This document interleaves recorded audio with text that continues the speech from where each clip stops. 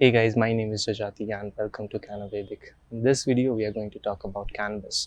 We're going to talk about its history, the different kinds of uses it has, its benefits, and also we are going to talk about its safety. Cannabis is probably the most controversial plant in this world. A few years ago, I too had the same opinion on cannabis as most people in this country, that it is some kind of a drug and you should probably stay away from it. I used to even consider it as more harmful than alcohol and tobacco.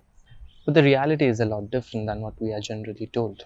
Cannabis is not a drug, cannabis is a plant that is far more useful than any other plant that we have ever come across. Roti, kapda, and makan. This single plant can provide you with everything that you need for survival: food, shelter, clothes, fuel, paper, and the list just goes on with cannabis.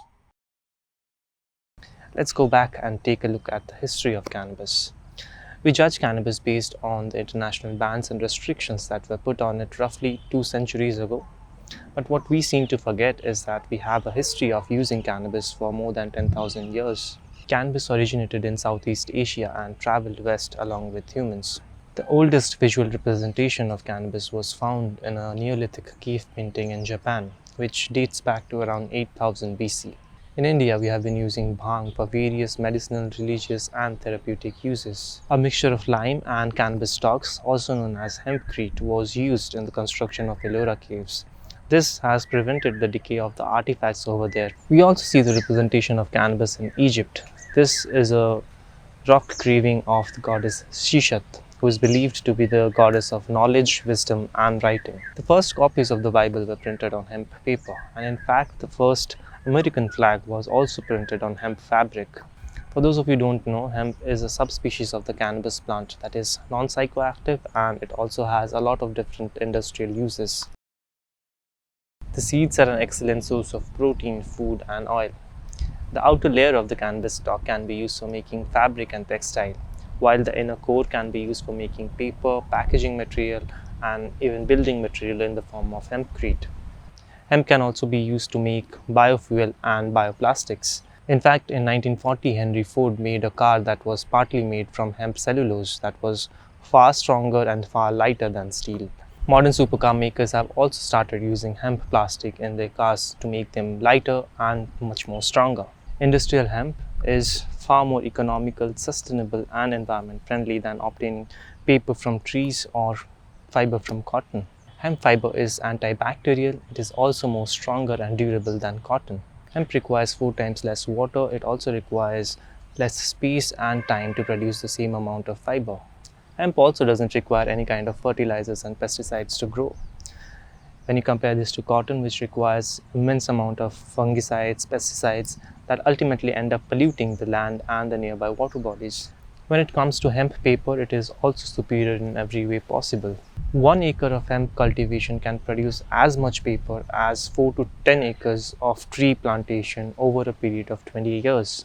While making paper, it is important to consider the cellulose concentration of the raw material. And if we take a look at hemp stalks, they have around 85% of cellulose, while compared to wood, which generally has around 30%. So you require less chemicals to process hemp stalks, and also the yield is very high compared to normal wood. The buds and the leaves of the cannabis plant are used for various medicinal and recreational purposes. Now, before I go into the specific ailments and diseases that cannabis can cure, let us first understand what exactly is the mechanism of action for cannabis. The active component in cannabis are called cannabinoids, and there can be over 140 different kinds of cannabinoids present in the cannabis plant. THC and CBD are the 2 most prominent cannabinoids that are found in the cannabis plant.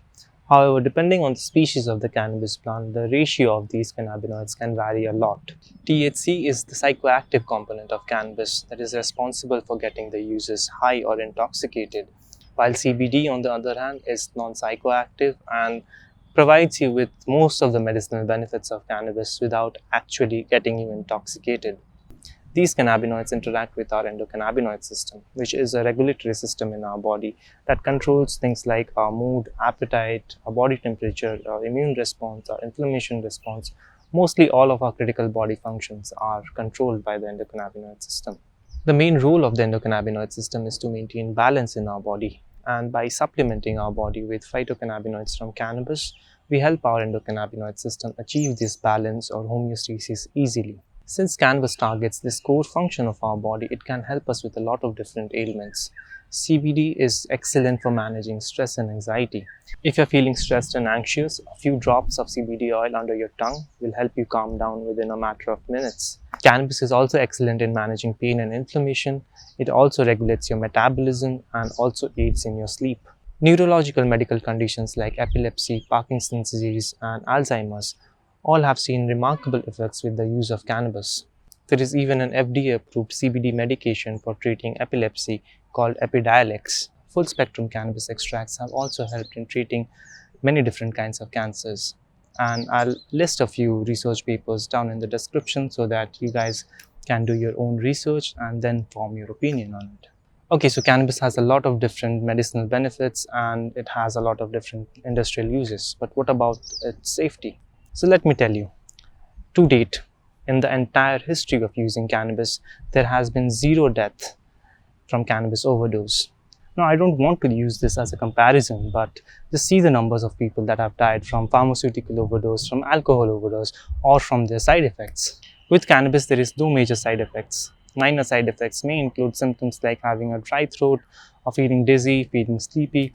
Again, these all last for a very short duration of time. The point I'm trying to make here is that cannabis is far safer than many legal substances and medications that we have out in the market. But you still need to use it in a safe and in a balanced way. So that's it for this video. I hope I was able to change your perspective on this wonderful plant. And if you're looking for any kind of Ayurvedic and cannabis medications, you can visit our website cannavedic.in or reach out to our support team for any kind of assistance.